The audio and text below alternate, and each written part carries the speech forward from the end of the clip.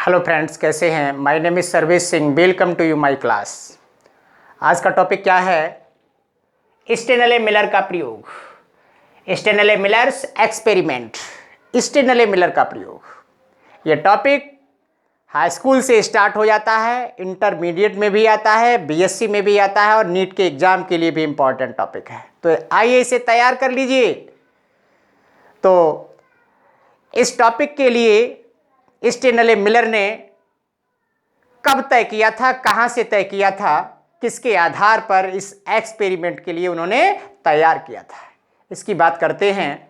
तो इस एक्सपेरिमेंट के लिए 1953 में 1953 में कब तैयार किया था? 1953 में 1953 में कहां तैयार किया था, किसकी मदद से तैयार किया था? स्टेनले मिलर ने हैरोल्ड यूरो, ये इनके आचार्य थे। इन आचार्य की देखरेख में, इनकी सहायता से इस एक्सपेरिमेंट को तैयार किया था और ये बताया था, क्या दर्शाया था कि जीवों की उत्पत्ति कैसे होती है। तो इन्होंने ये अपना एक्सपेरिमेंट जो दिया था, वो सारा एक्सपेरिमेंट ओपेरेंट परिकल्पना के ऊपर तय करता है।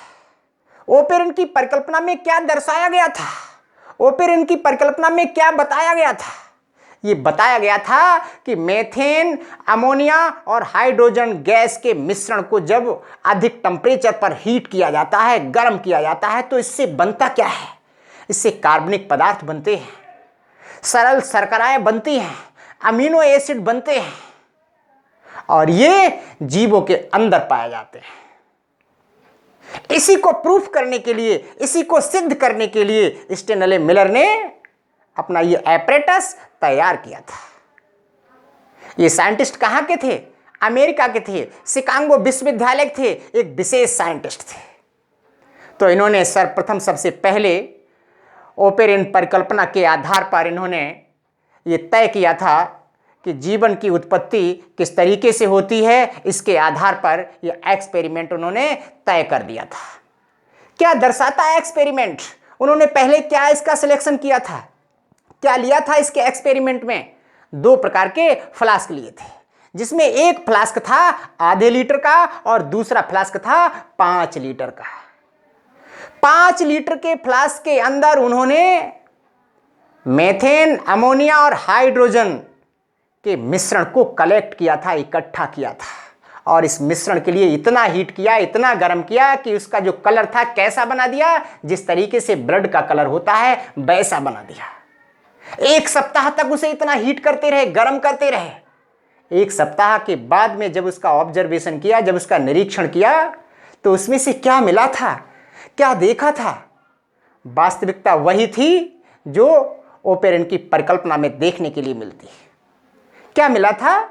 सरल शर्कराएं मिली थी, कार्बनिक पदार्थ मिले थे, अमीनो एसिड मिले थे। ये सारे मटेरियल कहाँ पाए जाते हैं? जीवों के अंदर पाए जाते हैं। तो किस तरीके से इन्होंने अपने इस एक्सपेरिमेंट के लिए तय किया था, तो आप डायग्राम के माध्यम से देखिएगा। तो इंटर वाले स्टूडेंट्स, बीएससी वाले स्टूडेंट्स अच्छे ढंग से समझ जाइए, आपके एग्जाम में ये रिटन वर्क में आएगा। तो सबसे पहले क्या लिया था उन्होंने? एक आधे लीटर का फ्लास्क लिया था, आधे लीटर का फ्लास्क लिया था इन्होंने।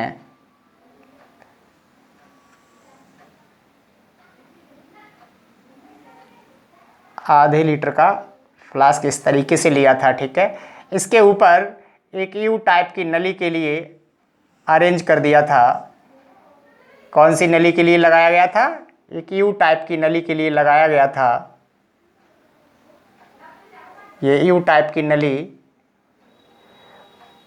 5 लीटर के बड़े फ्लास्क में अरेंज कर दी गई थी। 5 लीटर के फ्लास्क से ये यू टाइप की नली के लिए अरेंज कर दिया गया था, कनेक्ट कर दिया गया था, जोड़ दिया गया था। और इसके नीचे भी एक यू टाइप की नली के लिए कनेक्ट किया गया था, जोड़ा गया था। और ये नलिका कैसी होती है? यू टाइप की होती है। कैसी होती है, यू टाइप की ये नलिका होती है। इस नलिका के लिए उन्होंने एक छोटे वाले बीकर में, इस छोटे वाले फ्लास्क के अंदर उन्होंने कनेक्ट कर दिया था। इस तरीके से इस नलिका के लिए उन्होंने कनेक्ट कर दिया था, जोड़ दिया था। इस तरीके से यहाँ पर एक ट्रिप लगा रखी थी,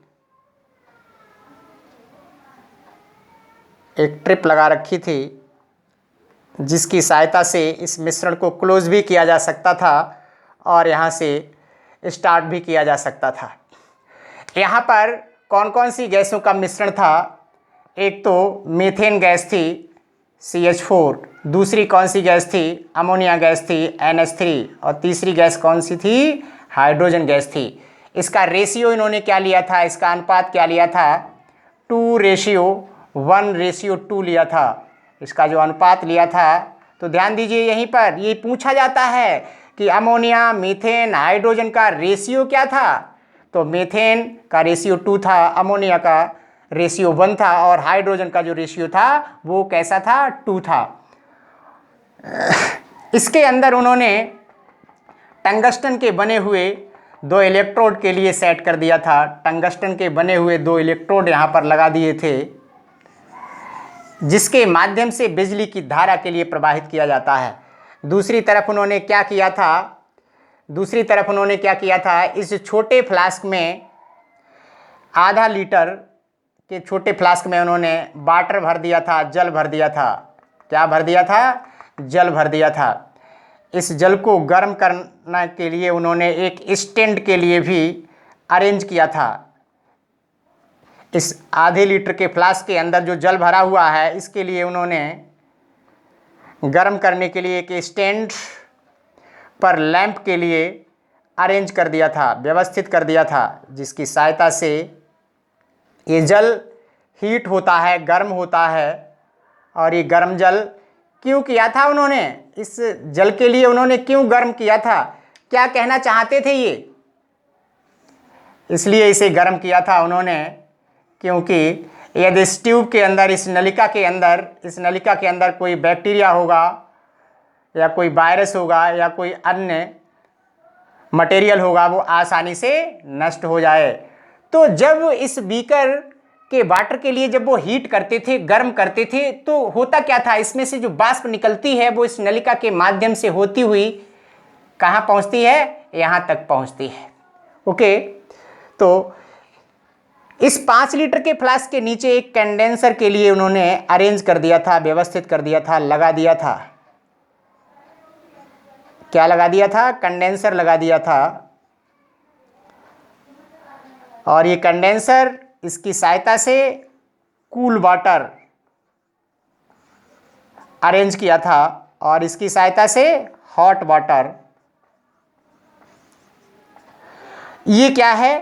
कंडेंसर है, कंडेंसर है ये। ओके, तो यहाँ पर एक ट्रिप उन्होंने लगा रखी थी। ये क्या है? ये इलेक्ट्रोड हैं, ये इलेक्ट्रोड हैं। ओके, ये क्या है? ये वाटर है। और ये क्या है? ये ट्यूब है। ये क्या है? ये स्टैंड है। और ये क्या है? ये लैंप है।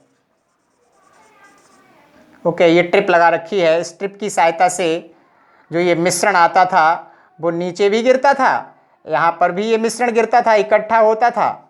तो उन्होंने इस मिश्रण के लिए कलेक्ट भी कर लिया था, इकट्ठा भी कर लिया था। जब इस मिश्रण की स्टडी की गई, इसका ऑब्जर्वेशन किया गया, इसका अध्ययन किया गया, तो इसके अंदर क्या क्या इन्होंने देखा था? तो क्या क्या इन्होंने देखा था इस मिश्रण के अंदर? तो इसके अंदर ऑर्गेनिक मटेरियल देखे थे उन्होंने, ऑर्गेनिक मॉलिक्यूल्स। क्या देखा था? ऑर्गेनिक मॉलिक्यूल्स देखे थे। ओके, इसके अलावा क्या देखा था? ग्लाइसिन देखी थी, और क्या देखा था? एलिनिन देखी थी। और क्या देखा था? यूरिया देखी थी। और क्या देखा था? यूरिक एसिड देखा था।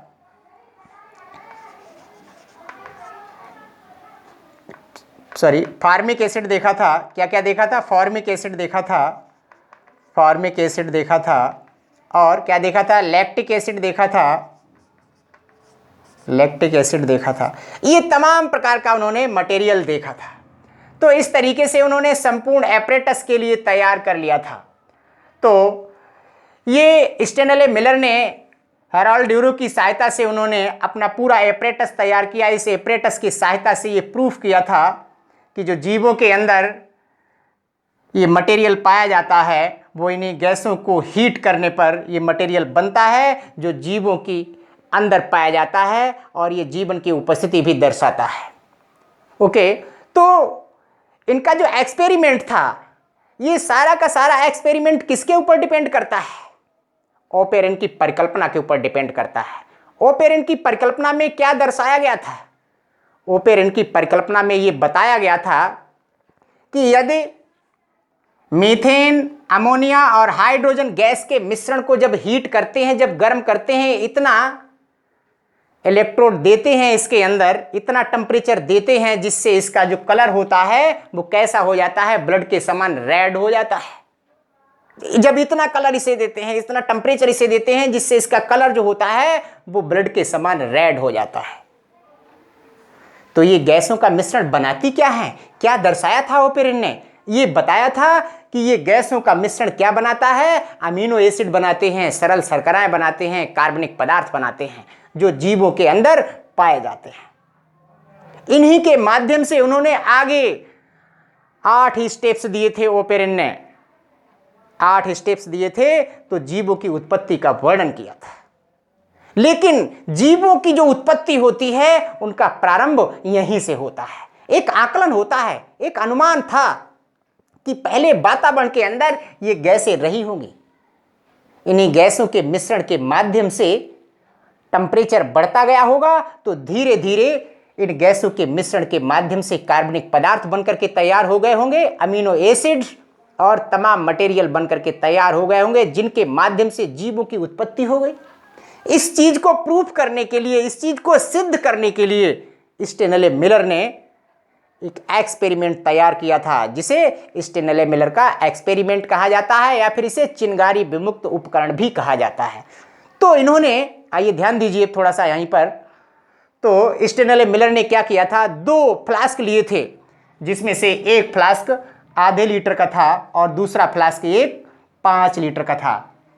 आधे लीटर के फ्लास्क के ऊपर एक यू टाइप की नली के लिए अरेंज कर दिया था 5 लीटर के फ्लास्क में।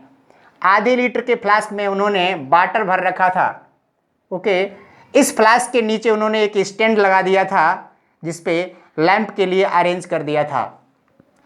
तो इसी तरीके से इस बड़े फ्लास्क के नीचे एक यू टाइप की नलिका के लिए लगा रखा था। यहाँ पर एक ट्रिप भी लगा रखी है, और इस नलिका के लिए उन्होंने आधे लीटर के फ्लास्क में अरेंज कर दिया था, व्यवस्थित कर दिया था, सेट कर दिया था। ओके राइट, आगे बात करते हैं। इस 5 लीटर के फ्लास्क के नीचे उन्होंने एक कंडेंसर फिट कर दिया था। क्या फिट कर दिया था, कंडेंसर फिट कर दिया था। तो सबसे पहले उन्होंने क्या किया था, इस लैंप की सहायता से आधे लीटर फ्लास्क के अंदर जो भरा हुआ वाटर था उसको हीट किया था, उसको गर्म किया था। गर्म उन्होंने क्यों किया था, गर्म इसलिए किया था कि इस ट्यूब के अंदर जितने भी बैक्टीरिया होंगे या वायरस होंगे या फिर अदर कोई मटेरियल होगा वो आसानी से इसकी वाष्प की सहायता से नष्ट हो जाए, खत्म हो जाए, जो कि इन गैसों के माध्यम से बनने वाले जो पदार्थ होते हैं उनके अंदर कोई ये बाधा न पहुंचा सकें। इस वजह से उन्होंने इस आधे लीटर के फ्लास्क के लिए उन्होंने वाटर भरकर इसे हीट कर दिया था, इसे वाष्प दे दी थी। ओके, आगे बात करते हैं। तो इन गैसों के मिश्रण के लिए 5 लीटर के फ्लास्क में जो क्या भरा हुआ है, मेथेन भरी हुई है, अमोनिया भरी हुई, हाइड्रोजन जिसका रेशियो 2:1:2 रखा था। इसे याद कर लीजिए, ये रेशियो पूछा जाता है एग्जाम में। 2:1:2 के रेशियो में उन्होंने इन गैसों के मिश्रण के लिए 5 लीटर के फ्लास्क में भर रखा था, और यहाँ पर उन्होंने टंगस्टन के इलेक्ट्रोड के लिए लगा दिया था, अरेंज कर दिया था, व्यवस्थित कर दिया था। अब क्या किया था, इन इलेक्ट्रोड की सहायता से उन्होंने इसके अंदर लाइट के लिए प्रवाहित किया था। और ये लाइट इतनी प्रवाहित की थी कि 1 सप्ताह तक लाइट के लिए प्रवाहित करते रहे।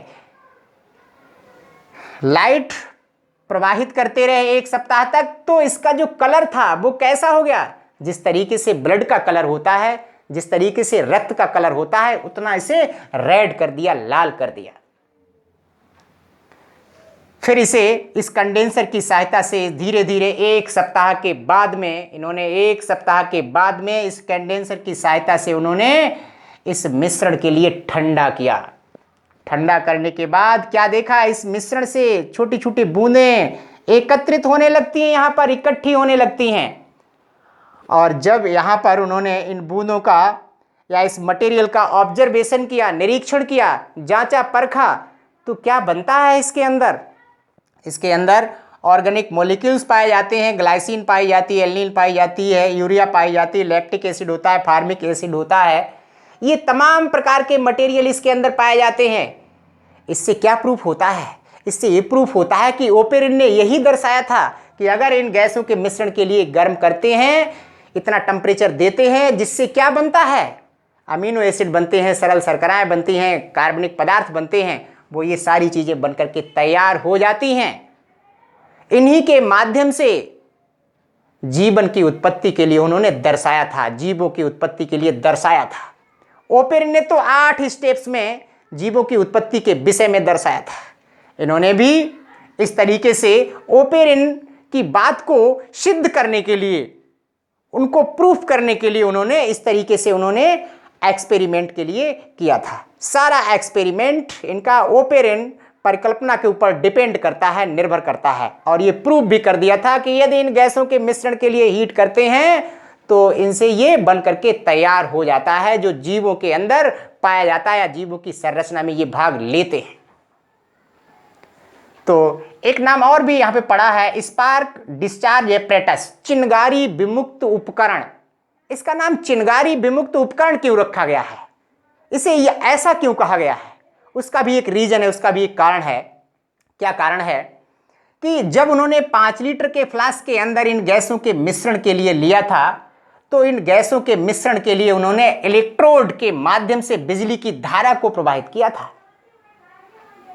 बिजली की धारा के लिए प्रवाहित किया था। जब यहां पर स्पार्क होती है तो एक चिंगारी के समान होती है। जब इलेक्ट्रोड के माध्यम से बिजली की धारा के लिए प्रवाहित किया गया तो यहां पर क्या होता है? चिंगारी उत्पन्न होती है, और उस चिंगारी के माध्यम से इन गैसों का मिश्रण हीट होता है, गर्म होता है। इसी के आधार पर उन्होंने इसे क्या बोला था? चिंगारी विमुक्त उपकरण भी कहा जाता है। इसके अलावा और भी साइंटिस्ट आ गए जिन्होंने जटिल पदार्थों की इसी के माध्यम से, इसी तरीके से सर्च की थी। जैसे केल्विन आ गए, मेल्विन आ गए, फॉक्स आ गए, तमाम साइंटिस्ट इसी तरीके से आ गए और प्रयोग करते रहे। तो यह एक्सपेरिमेंट स्टेनले मिलर का हमें क्या दर्शाता है? कि जो जीवों की उत्पत्ति हुई है उसका जो प्रारंभ हुआ है इन गैसों के मिश्रण के माध्यम से ही हुआ है, यह दर्शाता है हमें। ओके, एक छोटी सी बात और है, अगर हमें लाइफ में कोई भी तैयारी करनी है तो हमें सबसे बड़ी सीख कहां से मिलती है? साइंटिस्टों से मिलती है, वैज्ञानिकों से मिलती है। अगर हमें कुछ लाइफ में करना है तो वैज्ञानिकों की तरह मेहनत करनी चाहिए। हर एक चीज आपको मिल सकती है, इम्पॉसिबल कुछ भी नहीं है, सब कुछ मिल सकता है अगर आप मेहनत करेंगे। जितनी आप मेहनत करेंगे उतना ही आपके लिए सफलता अवश्य मिलेगी, ये निश्चित है, डेफिनेट है। तो जिन स्टूडेंट्स ने हमारे ये वीडियो देखा है और उनके समझ में आ रहा है तो इसे लाइक भी करिए, सब्सक्राइब भी करिए और इसे शेयर भी कर दीजिए। Thank you.